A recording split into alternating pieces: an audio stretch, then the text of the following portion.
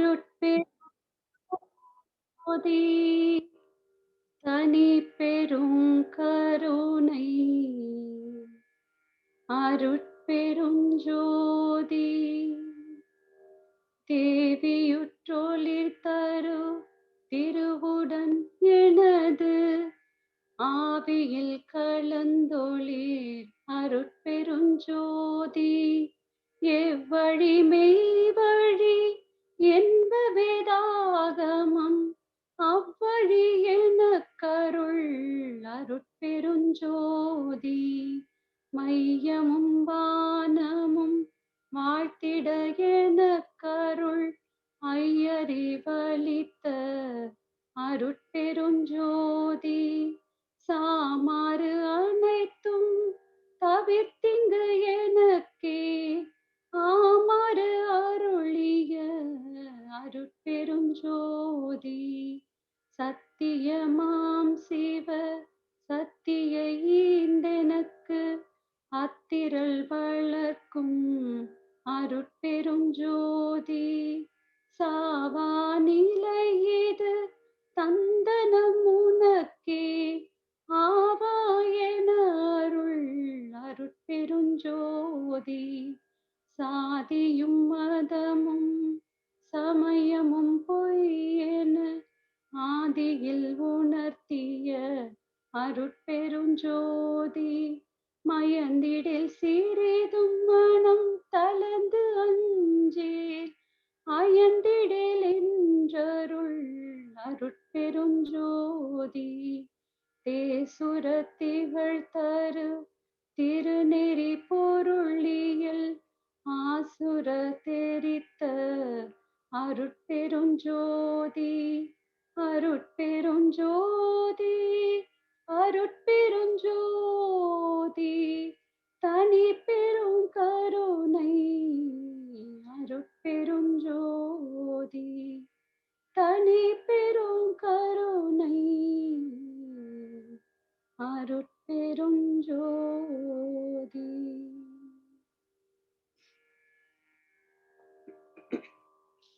வாழ்க வையகம், வாழ்க வையகம், வாழ்க வளமுடன். இறைவா நான் என்னை விடுத்து உனை மதித்தேன், எவரெவரோ புனைந்த கற்பனைகள் கொண்டு. இறைவா நான் என்னை விடுத்து உனை மதித்தேன், எவரெவரோ புனைந்த கற்பனைகள் கொண்டு. நிறைவில்லை என் அறிவோ நிலைக்கவில்லை, நேர்வழியோ புரியவில்லை, நினைந்து ஆழ்ந்தேன். மறைப்பொருளாய் இயங்கும் எனதறிவை பற்றி நான் உணர்ந்தேன், அங்கு நீ நானாய் கண்டேன். உறைந்து விட்டேன் உன்னில் நான் உணர்ந்துணர்ந்து உலகிதை உணர்ந்து உய்ய தொண்டு ஏற்றேன். இறைவா நான் என்னை விடுத்து உனை மதித்தேன், எவரெவரோ புனைந்த கற்பனைகள் கொண்டு. பரம்பொருளே என் உயிர்க்குள் அறிவாக நின்று பாடியாடும் திருக்கூத்தை அவன் உணர்த்த உய்த்தேன். வரமளித்து வாழ்த்தியனை அவன் உண்மை நிலையை வாழும் பல்லாயிரமாம் மக்களவர்க்கேற்ற தரமறிந்து வெளியிட்டு அறியாமை இருளில் தத்தளிக்கும் மக்களுக்கு அறிவை விளக்கின்றான். சிரமதனில் தாங்கி அந்த திருவாக்குப்படி தேசம் நாடோர் திரிந்து இறை பணி செய்கின்றேன். சிரமதனில் தாங்கி அந்த திருவாக்கு படி தேசம் நாடு ஊர் திரிந்து இறைப்பணி செய்கின்றேன். இறைவா நான் நினைவிடுத்து உனை மதித்தே எவரெவரோ புனைந்த கற்பனைகள் கொண்டு முன்வினையின் பயனாக ஆசான் மூலம் மூல குண்டலினி தத்துவத்தை கற்று தேர்ந்தேன். என் அறிவிலே இணைந்த ராமலிங்க இறைநிலையை உணர்த்திவிட்டார். சித்தர் போக கர்மவினை தீர தீர்க்க ரசவாதத்தை காட்டிவிட்டார். திருவேங்கட வைத்தியர் மூலம் நன்முறையில் உலகுக்கென் கடமையாற்ற ஞானகுரு பொறுப்பில் தொண்டாற்றுகின்றேன். நன்முறையில் உலகுக்கென் கடமையாற்ற ஞானகுரு பொறுப்பில் தொண்டாற்றுகின்றேன். தொண்டாற்றுகின்றேன். தொண்டாற்றுகின்றேன். தொண்டாற்றுகின்றேன். வாழ்க வையகம், வாழ்க வையகம், வாழ்க வளமுடன். வாழ்க வையகம், வாழ்க வையகம், வாழ்க வளமுடன். ஞானம் தேடும் பக்தர்கள். தேடுகின்ற பொருள் என்ன, ஏன் நமக்கு தெரிந்தவர் யார், கிடைக்கும் இடம் எது, இதெல்லாம் நாடுகின்ற வழக்கம் சில பேரை கொள்வார். ஞானமதை தேடும் சிலர் இதை மறந்து ஓடுகின்றார். உருக்கமுடன் தேடுகின்றார்.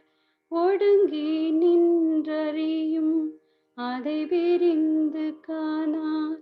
வாடுகின்றார் உளம் நொந்து இருளை தேட விளக்கெடுத்து போவதை போல் முரண்பாடன்றோ, முரண்பாடன்றோ, முரண்பாடன்றோ.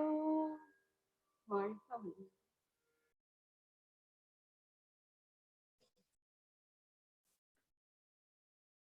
வாழ்க வையகம், வாழ்க வையகம், வாழ்க வளமுடன். குரு வாழ்க, குருவே துணை. ஆசான் அருட்தந்தை வேதாத்ரி மகரிஷி அவர்கள் நம்மோடு சுக்குமமாக நிறைந்து நம்மை வழி நடத்துவாராக. அனைவருக்கும் இனிய காலை மாலை வணக்கங்கள்.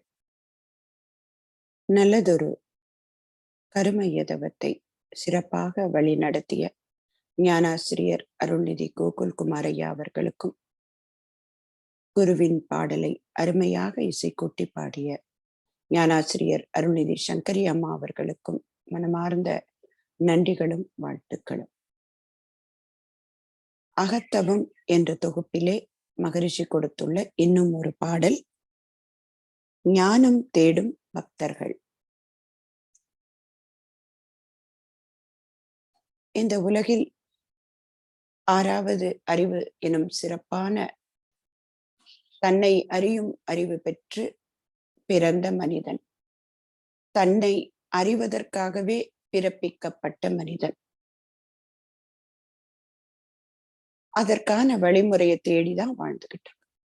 மனிதன் அப்படிங்கிற பெயர் காரணம் கூட மகரிஷி சொல்லுவாங்க, மனதை இதமாக வைத்துக் கொள்வதே தன்னுடைய வாழ்வின் நோக்கமாக என்ற புரிதலோடு வாழ வேண்டியவன் மனிதன்.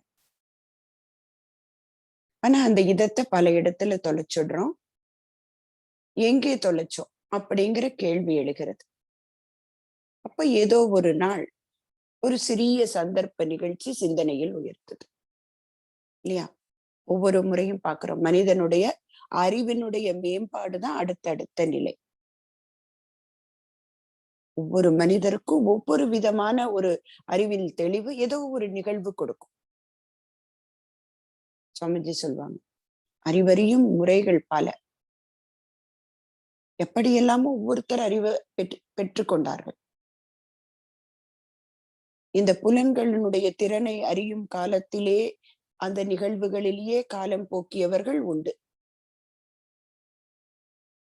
உணர்ந்த மகான்கள் எழுதிய புத்தகங்களை படித்து அதன் மூலம் வாழ்க்கைக்கான ஒரு தேடலை கண்டுகிட்டவங்களும் இருக்கிறாங்க. சிறிய ஒரு சந்தர்ப்ப நிகழ்ச்சி மூலம் சிந்தனையில் உயர்ந்தோரும் உண்டு. அப்ப அப்படி ஒவ்வொருத்தருக்குள்ளேயும் ஒரு தேடல். எதை தேடுறோம் அப்படிங்கிறது ஏதோ ஒரு கணம் புரிபடுது. தேடுகின்ற பொருள் என்ன? அதுக்கு வேற வேற பேரு சொல்றோம்.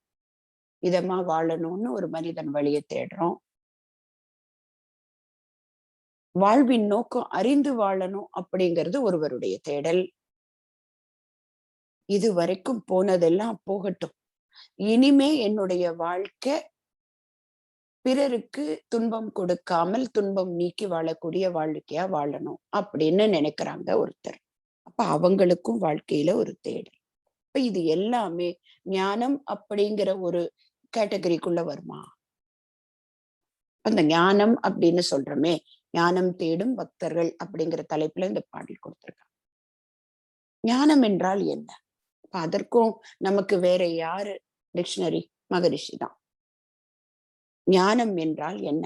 ஞானம் என்றால் மன இயக்க இயல்பு அறிந்து நான் என்ற இயற்கை தத்துவம் உணர்ந்து மோனமென்ற ஒன்றாயும் மோகமாதி மூவிரண்டு குணங்களாய் பரிணாமத்தால் ஆன பொருள் அனைத்திலும் தான் அறிந்து நிற்கும் அளவாயும் அமையும் அறிவு எல்லை கண்டு மானம் மரியாதை உடல் ஒழுக்கம் காத்து மனிதரிடை மனிதராய் வாழ்தல் ஞானம். சொல்லிட்டாங்க. நமக்குள்ளே உள்ள இறைநிலையை உணர்தல் மோனம் என்ற ஒன்று இல்லையா? அந்த எல்லையற்ற இறைநிலை மௌனமாக இச்சையின்றி தேவையின்றி இருக்கிறதே, அதுவே நானாக இருக்கிறேன் அப்படிங்கிறத அறிவு ஒரேதோ ஒரு நேரத்துல உணருது.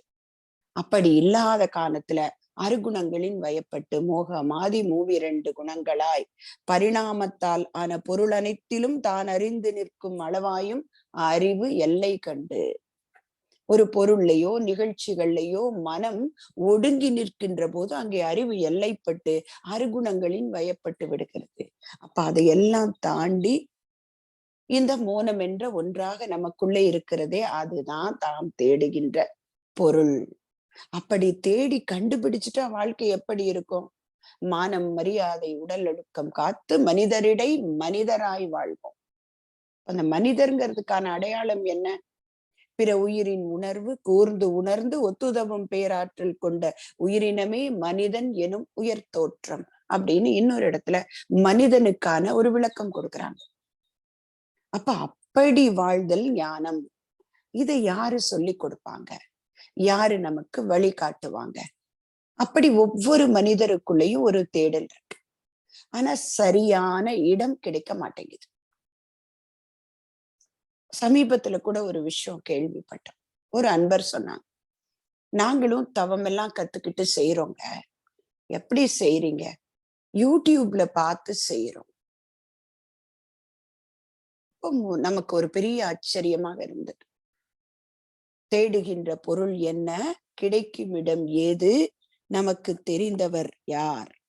இதையெல்லாம் கொடுக்கக்கூடிய அளவுக்கு நம்மை தெரிந்தவர் யார்? அங்கே வார்த்தை நமக்கு தெரிந்தவர் யார் என்பது ஒரு பக்கம், நம்மை தெரிந்தவரா இருக்கணும். யாரு? குருதான். அவருக்குதான் நம்மை பற்றி முழுமையா தெரியும். அந்த நம்முடைய தரம் அறிவின் தரம் அறிந்து அதற்கு ஏற்றாற்போல் நமக்கு விளக்கக்கூடிய ஒரு குருநாதர். அவர்தான் நமக்கு தெரிந்தவர் மட்டுமல்ல, நம்மை தெரிந்தவர். தேடுகின்ற பொருள் என்ன? ஏன்? நமக்கு தெரிந்தவர் யார்? கிடைக்கும் இடம் ஏது? இதெல்லாம் நாடுகின்ற பழக்கம் சில பேரே கொள்வார். அப்ப இத்தனை விளக்கங்களோட முதல்ல நிறைய பேருக்கு என்ன தேடுறோம் அப்படிங்கறதுலயே குழப்பமா இருக்கு இல்லையா? அப்ப மகரிஷி கூட சொல்லுவாங்க, ஒரு சில குருமார்கள் இன்னைக்கும் பாக்குறோம், பழைய காலகட்டத்திலயும் இருந்திருக்காங்க. மனிதனுக்கு நல்வழிப்படுத்த வேண்டியவர்களே வேற வழியில போறதும், அவங்கள பார்த்து அவங்களுடைய பின்பற்றுகிறவர்கள் செய்வதையும் பார்க்கின்ற போது இது எப்படி சாத்தியமாக முடியும்? குரு என்பவர் எப்படி இருக்கணும் அப்படிங்கிறதுக்கு ஒரு வரைமுறை இருக்கிறது இல்லையா? அப்படிங்கும்போது சுவாமிஜி சொல்றாங்க, அவரவர்கள் எதை தேடுகிறார்களோ அதற்கு ஏற்றாற்போல் கிடைக்கும் இடம் தெரிந்தவர்கள் அமைவார்கள். பொருளை தேடி போர்பவர்களுக்கு பொருளை மட்டுமே பெருக்கக்கூடிய தன்மையை உடைய குருநாதர் கிடைப்பார். அப்ப அங்க தேடுதல்ல கூட ஒரு கிளாரிட்டி வேணும் அப்படிங்கிறாங்க மகரிஷி. முதல்ல நமக்கு தெரியணும் நாம எதை தேடுறோம், சரியான இடம் எது இல்லையா? இப்ப ஒரு உதாரணம், நாம ஒரு இடத்துக்கு புதுசா வீடு வாங்கிட்டோ இல்ல கட்டிட்டோ போறோம்னு வச்சுக்கோங்க. முதல்ல எல்லார்கிட்டையும் பக்கத்துல இருக்கிறவங்க கிட்ட என்ன விசாரிப்போம்? எந்த இடத்துல எதை வாங்குனா சரியா இருக்கும். மறுநாள் போய் உடனே வாங்க மாட்டோம், 4 பேர்கிட்ட விசாரிப்போம் இல்லையா? இது வெறும் பொருளுக்கு மட்டுமல்ல, எந்த விஷயம் வாழ்க்கையில நாம உபயோகிக்கக்கூடிய பொருட்களாகட்டும், நாம உறவுகளாய் ஏற்படுத்தக்கூடிய மனிதர்களாகட்டும், வாழ்க்கை துணையாகட்டும், தேடுறதுக்கு முன்னாடி எவ்வளவு விஷயங்களை ஆராய்ச்சி பண்றாங்க. அப்போ வாழ்க்கைக்கான முழுமையான தேடல், எப்படி வாழ்ந்தோமோ அதையெல்லாம் தாண்டி உறுதியான நோக்கத்தோடு அத்தனை பேரோட லட்சியமும் இதுதான் என்பதை உணர்ந்து நம்மை அந்த கதவு கிட்ட கொண்டு போய் நிறுத்தக்கூடியவர்.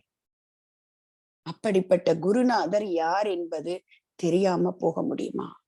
ஏட்டினிலே கதைத்து விட்ட ஞானம் கற்று ஏக்கமுற்று அதனை அடைய எண்ணம் கொண்டு போட்டவிடம் தனில் பொருளை தேடி காணும் பொது அறிவை கூட உபயோகிக்காமல் நாட்டிலுள்ள அனுபோக பொருட்கள் மீது நாடி நிற்கும் அறிவை பண்படுத்த வேண்டி காட்டிற்கு போய் கிளங்கும் கனியும் உண்டு காலத்தை கழிப்பதனால் பயன்தான் என்ன? அப்படியே சொல்றாங்க மகரிஷி.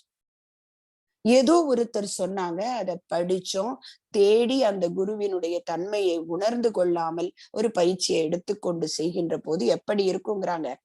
எந்த இடத்துல பொருளை தொலைத்தோமோ அங்கேதான் தேடி எடுத்தாக வேண்டும்.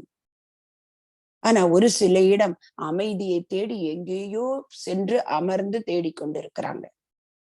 அப்ப எங்க பிரச்சனை இருக்கோ அங்கேதானே தீர்வு தேவை. அததான் மகரிஷி சொல்றாங்க, இதெல்லாம் நாடுகின்ற பழக்கம் சில பேரே கொள்வார். ஞானமதை தேடும் சிலர் இதை மறந்து ஓடுகின்றார், உருக்கமுடன் தேடுகின்றார். எப்படி கிடைக்கணும்? ஒடுங்கி நின்று அறியும் அதை விரிந்து காணார். இதை விட ஒரு விளக்கம் சொல்ல முடியுமா? உள்ளே கடந்து சென்று உணர வேண்டிய ஒன்றை வெளியே தேடினா கிடைக்குமா? இருக்கும் இடத்தை விட்டு இல்லாத இடம் தேடி எங்கெங்கோ அலைகின்றார் அப்படின்னு ஒரு பாடினாங்கன்னு சொல்லுவாங்க. அப்ப இந்த பிறவியில் பெற்ற பதிவுகள் நீங்கி இறை உணர்வு பெற்று வாழ ஒரு திரைப்பட பாடல், அவ்வளவு அழகான வரிகள் சொல்லு. உயிரோ அழுக்கு துணி, உவர் மண்ணோ நம் பிறப்பு. இந்த பிறவியில பிறந்துட்டோம், எத்தனையோ பல்லாயிரம் பிறவிகளாக பெற்ற பதிவுகளை கொண்டு அது களங்கப்பட்டு கொண்டே இருக்கிறது. உயிரோ அழுக்கு துணி, அந்த அழுக்கு துணியை துவைக்கிறதுக்காக கிடைச்ச உவர் மண்ணோ நம் பிறப்பு. எங்க போட்டு அதை சரி பண்ணணும்? பூவுலக வாழ்க்கையினும் பொல்லாத கல்லினிலே போட்டு துவைத்து அதை சரிப்படுத்திட்டு கடைசியா என்ன பண்ணும்? ஆதிசிவன் அருள் என்னும் ஆற்றினிலே அலசி விட்டால் அப்படின்னு வரும். அப்ப அந்த ஆதி சிவன் எங்கேயோ இருக்காரா? இல்ல, உள்ளே கடந்து கடவுள். மகரிஷி சொல்லுவாங்க, ஒவ்வொரு இன்ப துன்பம் அனுபவிக்கும் போதெல்லாம் அது எங்க இருந்து வருதுன்னு தெரியாம தவிச்சுக்கிட்டு இருந்தேன். அந்த இன்பம் துன்பம் எனக்குள்ள இருக்குதா, பொருள்ல இருக்குதா, மனிதர்களிடம் இருக்கிறதா என்று தவித்து கொண்டு இருக்கக்கூடிய எனக்கு கிடைச்சது அது எனக்குள்ளே இருந்து நான் பெறுகின்ற ஒன்று. அப்ப எப்படி அதை உணரணும் அப்படிங்கிறாங்க மகரிஷி. சுகதுக்கம் அனுபவித்தேன், சோர்வு கண்டேன். திரும்ப திரும்ப அந்த சுகமும் துக்கமும் அனுபவிச்சு இதுதான் வாழ்க்கையா என்று சோர்வு கண்டேன். அப்போது ஒரு நாள் ஞானம் பெற வேண்டும் என்கின்ற ஒரு ஸ்பார்க், ஒரு விழிப்பு வந்தது. சுய அறிவால் ஆராய்ந்தேன், முடிவு காண சுகதுக்கம் உடல் இயங்கும் அறிவில் கண்டேன். என்னுடைய அறிவு பொருட்கள் மூலம் அனுபவம் பெறும்போது கிடைக்கின்ற தன்மைதான் இன்பமாகவும் துன்பமாகவும் இருக்கு. சுகதுக்கம் உடல் இயங்கும் அறிவில் கண்டேன், சூட்சுமமாய் மனம் குவித்து ஒடுங்கி நின்று சுகதுக்கம் கடந்து மோன நிலை உணர்ந்தேன். அங்க என்ன சொன்னாங்க? ஒடுங்கி நின்று அறியும் அதை விரிந்து காணார். அங்கே உள்ளே மோனத்தை தேட சொல்றாங்க. சுகதுக்கம் கடந்து மோன நிலை உணர்ந்தேன். அந்த ஃபார்முலாவை அப்ளை பண்ணி வாழும்போது சொரூபத்தில் அரூப நிலை அறிந்து கொண்டேன். இதுதான் கிளைமேக்ஸ். முதல்ல உணர்ந்துட்டோம். அந்த உணர்ந்தபடி வாழணும் அப்படிங்கிறதுக்கான ஃபார்முலா என்ன? சொரூபத்தில் அரூப நிலை அறிந்து விட்டேன். பார்க்கக்கூடிய உருவங்கள், பார்க்கக்கூடிய நிகழ்வுகள் எல்லாவற்றிலும் உள்ளே கடந்து சென்று பார்த்தோமே, அதுதான் அங்கேயும் இருக்கு. அந்த காலத்துல ஒருத்தர் பார்த்தா பெருமாளே அப்படின்னு கும்பிட்டுப்பாங்களாம். நமஸ்தே அப்படின்னு சொல்லக்கூடிய பொருளுக்கும் உள்ளே இருக்கக்கூடிய ஆழ்ந்த பொருள் என்னன்னா, இறைவனாக பார்க்கிறேன். உங்களுக்குள்ள இருக்கக்கூடிய இறைவன் தான் எனக்குள்ளேயும் இருக்கிறான். அதனால் நான் மட்டும் இறைவன் அல்ல, நீங்களும் தான் அப்படிங்கிற வார்த்தை பொதிஞ்சதுதான் நமஸ்தே அப்படிங்கிற வார்த்தையா. நமஸ்தே. அதே போல பெருமாளே அப்படின்னு வணங்குவாங்களாம். அப்போ சொரூபத்தில் அரூப நிலை அறிந்து விட்டேன். சுகதுக்க சுழல் தாண்ட முறை கேட்போர்க்கு சொற்குறிப்பால் கடவுள் என சுருக்கி சொன்னேன். இதே மகரிஷி தான் இன்னொரு பாடல்ல கொடுக்குறாங்க. அப்ப ஞானம் என்பது என்ன? கடவுள் என்ற சுருங்க சொல்லி விளங்க வைத்தாங்க. அது தெரியாமல் ஒடுங்கி நின்று அறியும் அதை விரிந்து காணார். அப்படி விரிந்து பார்க்கும் போது, அது கிடைக்காம போகும்போது வாடுகின்றார் உளம் நொந்து. அது எப்படி? அதற்கு உபமானமாக எதை சொல்றாங்க? இருளை தேட விளக்கெடுத்து போவதை போல முரண்பாடன்றோ. அப்ப இருள் எங்கே இருக்கு? விளக்கு மறைந்தால் இருள் இருக்கும், வெளிச்சம் மறைந்தால் அங்கே இருள் இருக்கும், சப்தம் மறைந்தால் அங்கே மௌனம் இருக்கும். இரு கரங்கள் ஓங்கி ஒன்றை ஒன்று தட்ட எழுந்த சப்தம் இருந்த நிலையே மௌனம்னு சொல்றாங்க. அப்ப அந்த சப்தம் வருவதற்கு முன்னாடி எப்படி இருந்தது? அந்த ஓங்காரம் மௌனமாக இருந்தது. அப்ப எல்லா பொருளுக்குள்ளும் கடந்து சென்று பார்க்க வேண்டிய அந்த இறைவனை வெளியே விரிந்து சென்று தேடுதல் என்பது இப்படிப்பட்ட ஒரு ஓமானத்தோடு விளக்குறாங்க. அப்போ பார்க்கின்ற பொருள்கள்ல பெறக்கூடிய அனுபவங்கள்ல மனம் மயங்கி என்ன ஆகிறது? அன்னமய மனோமய கோஷத்திலே இயங்கி கொண்டிருக்கிறது. அதை தாண்டி பிராணமய ஆனந்தம், விஞ்ஞானமய ஆனந்தமய கோஷம் எங்கேயோ இல்ல, இந்த மனம் உரைகின்ற இடம்தான் அது. அப்போ ராமகிருஷ்ண பரமஹம்சரோட ஒரு சின்ன கதை சொல்லுவாங்க. பரமஹம்சருக்கு பிறந்த நாள். அப்போது எல்லா சிஷ்யர்களும் சேர்ந்து ஒரு இனிப்பு தயார் பண்றாங்க. இனிப்புனா பெரிய லட்டு. அந்த லட்டு எந்த பாத்திரத்திலையும் எடுத்து வைக்க முடியாது. ஒரு பெரிய அறையில வச்சா கூட பாதுகாக்க முடியாது. அவ்வளவு பெரிய லட்டு தயார் பண்ணிடுறாங்க. மறுநாள் பூஜை முடிந்து சீடர்களுக்கு எல்லாம் கொடுக்கறதுக்காக தயார் பண்ண பிறகுதான் ஒரு கேள்வி வருது, இதை எப்படி பாதுகாப்பது? இனிப்பாச்சே, இனிப்பை தேடி எறும்பு வருமே, எப்படி நம்ம மறுநாள் வரைக்கும் பாதுகாக்கிறது என்று இறுதியில குருநாதர் கிட்ட போய் கேக்குறாங்க.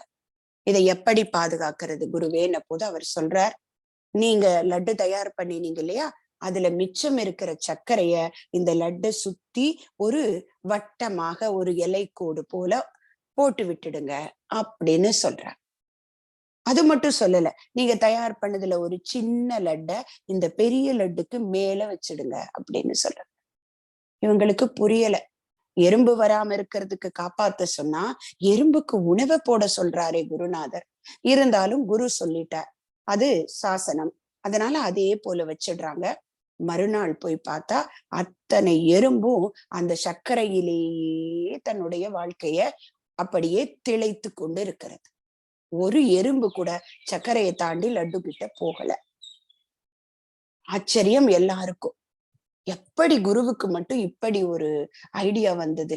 உடனே அதை காப்பாற்ற ஒரு சந்தோஷத்துல பூஜையெல்லாம் முடிஞ்சிருது. இருந்தாலும் குரு கிட்ட போய் கேக்குறாங்க, எப்படி குருநாதரே உங்களுக்கு இப்படி ஒரு எண்ணம் வந்தது? இந்த எறும்புகள் ஏன் தாண்டி போகவில்லை அப்படின்னு கேட்டபோது, நம்மை போத்து தான் கண்டுபிடிச்சேன் அப்படின்னு சொன்னாராம். இந்த பூவுலக வாழ்க்கையில பெறக்கூடிய இன்பங்கள்ல மயங்குகின்ற மனம் அந்த ஞானம் என்கின்ற அந்த உச்சியில வச்சிருக்கே சின்ன லட்டு, அதுலயும் இதே தித்திப்பு தான் இருக்கும் என்பதை உணர மறந்து இதிலேயே திளைத்து மயங்கி விடுகிறது. அப்ப ஞானத்தை தேடி செல்லணும்னா தாண்டி செல்லணும். இந்த பெற்ற அனுபவங்களை கழித்து கழித்து கழித்து செல்ல செல்ல உள்ளே கடந்து செல்ல செல்ல அதை விட பெரிய பேரின்ப தித்திப்பு காத்திருக்கு. ஆனா இதை நம்ம உணராம வாழ்க்கையில மாயையில இருக்கின்றோமே, அதை வச்சுதான் இந்த ஒரு வழியை உங்களுக்கு சொல்லி கொடுத்தேன்னு சொன்னாராம். அப்ப நம்ம அப்படித்தானே இருந்துடுறோம். தேடுகின்ற பொருள் ஒரு கொடுத்தா கூட, குரு கொடுத்தா கூட அதை பிடிச்சுக்கிறதுக்கு கூட சரியா முடியாம அப்பப்ப தவற விட்டுடுறோமே. அப்ப மகரிஷி சொல்லுவது போல அந்த சமயங்களில் எல்லாம் நாம் இருளை தேட விளக்கெடுத்து போகின்றோம். அது எவ்வளவு பெரிய அறியாமை. அப்போ ஒவ்வொரு நாளும் நமக்குள்ளே இருக்கக்கூடிய, சுவாமிஜி சொன்ன மாதிரி சின்ன விஷயமா சொல்லிட்டாங்க, சுருங்க சொல்லி விளங்க வைத்தார். கட உள் என சுருக்கி சொன்னார். அப்ப ஒவ்வொரு விஷயத்திலையும் உள்ளே கடந்து நம்மை சரி செய்து கொள்ளும் போது மகரிஷி கொடுக்கக்கூடிய தவத்தினால் கிடைக்கக்கூடிய குணநலன்கள் கிடைக்கும். அதை கொண்டு வாழும் போது அதுதான் பிரம்ம ஞானம், அதுதான் முழுமை பேரு. அப்போ பார்க்க தெரிந்தால் பாதை தெரியும், பார்த்து நடந்தால் பயணம் தொடரும், பயணம் தொடர்ந்தால் கதவு திறக்கும், கதவு திறந்தால் காட்சி கிடைக்கும், காட்சி கிடைத்தால் கவலை தீரும், கவலை தீர்ந்தால் வாழலாம். ஆனா இது எல்லாத்துக்கும் ஆரம்பமாக பார்க்க தெரிய வேண்டும். அங்கே உள்ளே கடந்து பார்க்க பார்க்க அந்த கதவுகள் திறக்க, திரையின் பின் நிற்கின்றாய் கண்ணா, உன்னை மறையோதும் ஞானியர் மட்டுமே காண்பார் என்றாரே, அந்த திரை விளக்கக்கூடிய வழிய நமது குருபிரா நமக்கு கத்து கொடுத்துட்டாங்க. தேடுகின்ற பொருள் என்ன? பிரம்ம ஞானமும் இறை உணர்வும் அறநெறியும். கிடைக்கும் இடம் ஏது? மனவளக்கலை மன்றங்களில். கொடுக்கக்கூடியவர், நமக்கு தெரிந்தவர், நம்மை தெரிந்தவர் யார்? அருட்தந்தை வேதாத்ரி மகரிஷியும் அவருடைய சீடர்களும். அப்படிங்கிற உணர்வோட கிடைத்த ஞானத்தை பற்றி வாழ்வோம் என்று கூறி வாய்ப்புக்கு நன்றி பாராட்டி அமைக்கிறேன். வாழ்க வளமுடன். யார்?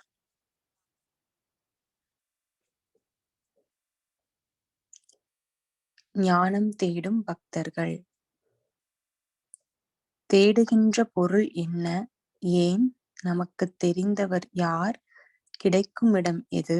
ஏதெல்லாம் நாடுகின்ற வழக்கம் சில பேரை கொள்வார். ஞானம் அதை தேடும் சிலர் இதை மறந்து ஓடுகின்றார். உருக்கமுடன் தேடுகின்றார். ஒடுங்கி நின்று அறியும் அதை விரிந்து காணார். வாடுகின்றார். உளம் நொந்து இருளை தேட விளக்கெடுத்து போவதைப் போல முரண்பாடன்றோ? This is the Kavi. Aspirants, please come forward and share your thoughts.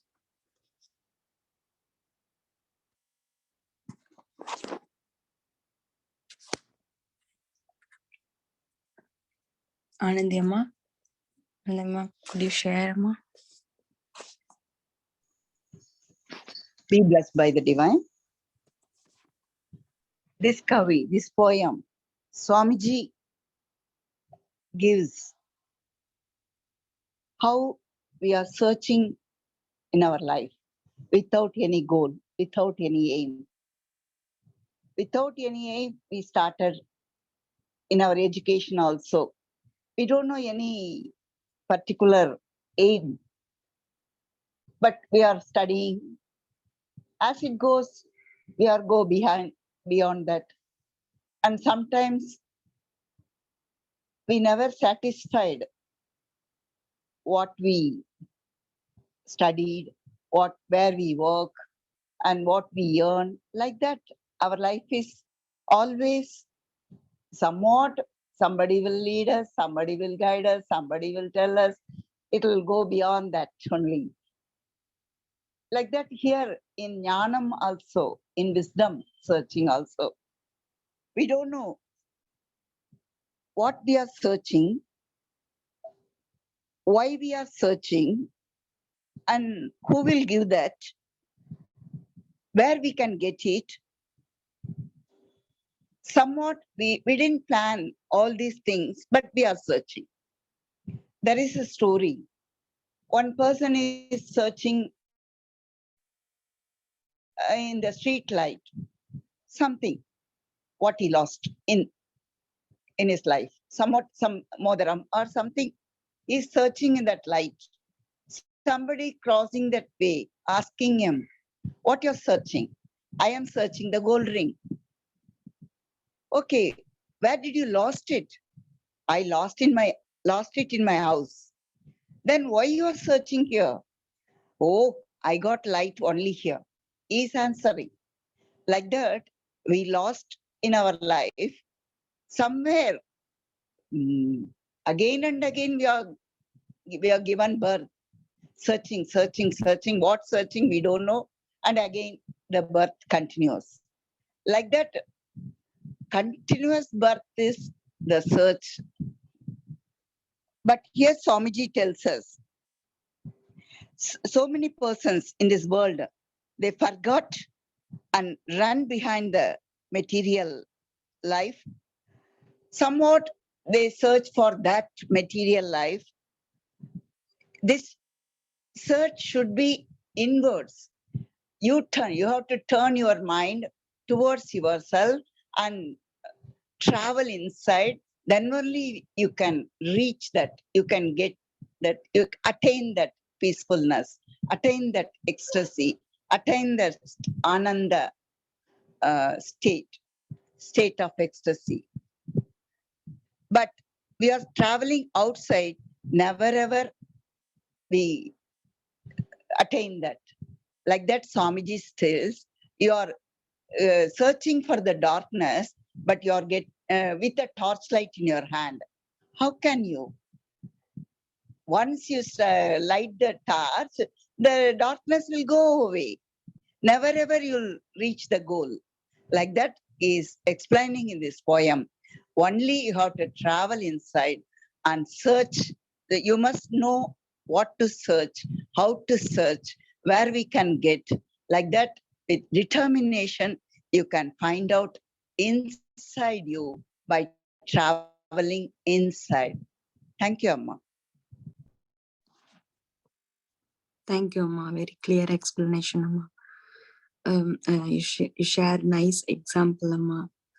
When we should search where we lost that place, then by traveling inside, we could attain peace. Thank you, Amma. Vidya Balama.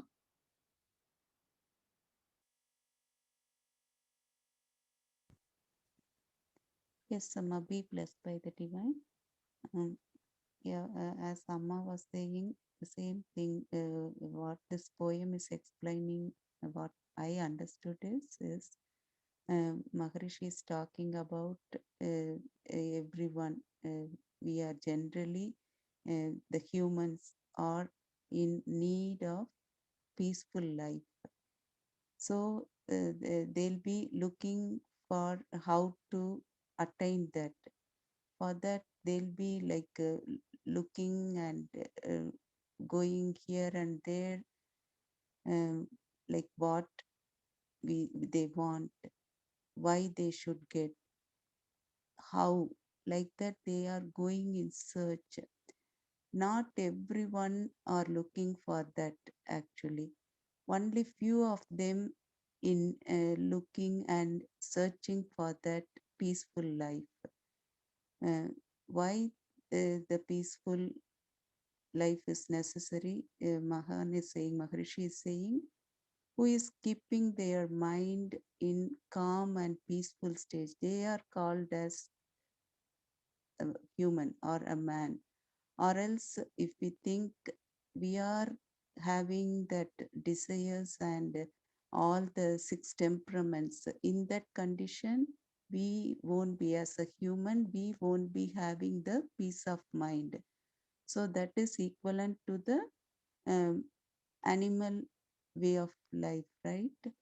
So that's what Maharishi is saying in this poem. Only few of them are looking, searching for that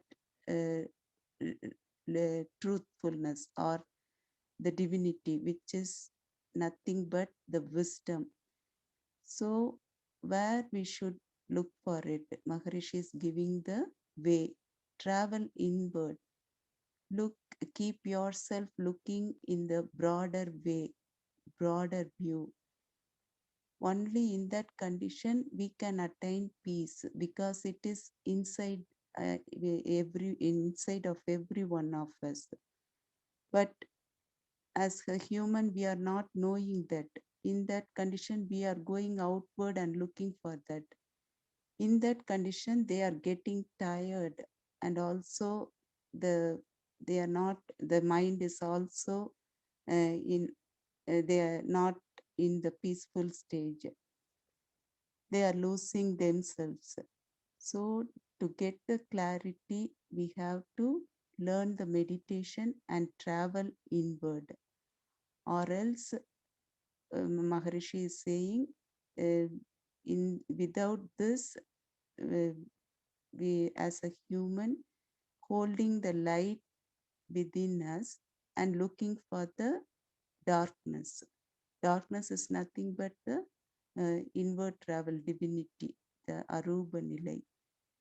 So we have to do the meditation to know ourselves, to understand the wisdom in ourselves. That is the only thing will guide us to lead a peaceful way of life. Be blessed by the Divine Amma. Thank you for the opportunity. Thank you, Amma. Nice explanation about Kavi, Amma. Only few of them are search the truth. Maharishi taught us search inside ourselves, and you said we could attain peace through that. Meditation gives everything. Yes, Amma. Thank you, Amma. Shanti ji, Amma. Yes, Amma. As everybody told, many of them are running back about the material life, and they don't find peace also. Peace, even though we going behind them, they they suffer also. They run behind the material life. By somehow of the good friends, they come to the Jnana Markam, that is our Manavala Kalimantram, and by the motivation of everybody, and they come to the Jnana Markam, and all of them intend them that God is everywhere. It is omnipresent. He is present in you and around the world. When they come to know about that, that is I, the absolute, that is I am the divine. And the Socrates also told, know thyself. Then Ramana Maharishi, consciousness is God. And then Tirumular, one society, one God.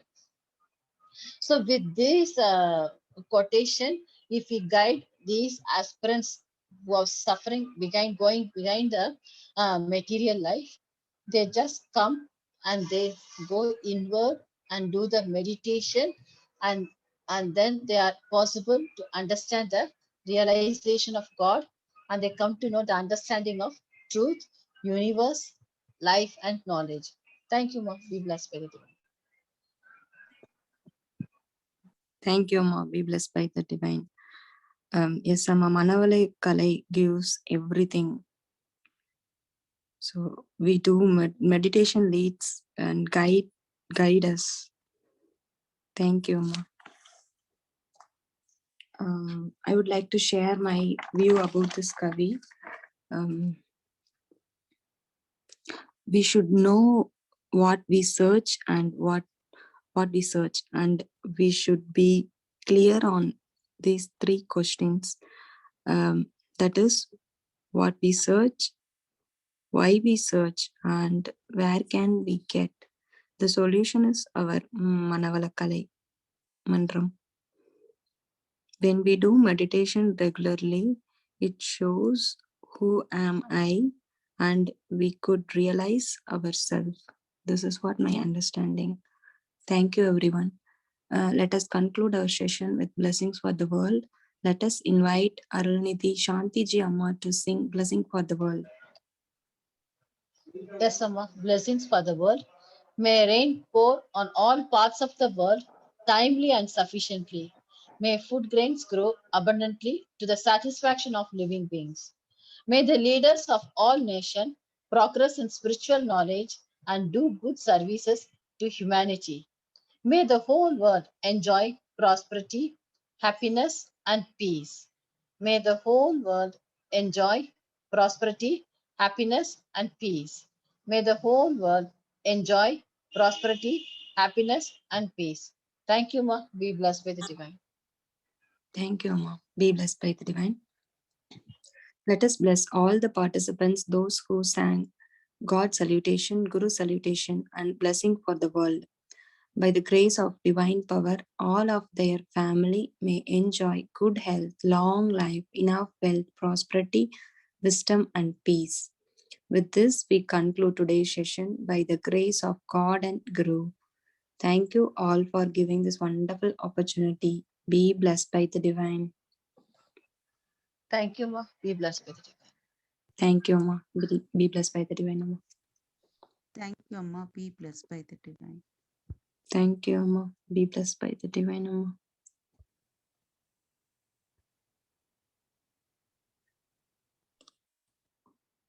ஐயா, நானும் விடைபெற்றுக்கிறேங்கய்யா. வாழ்க வளமுடன்.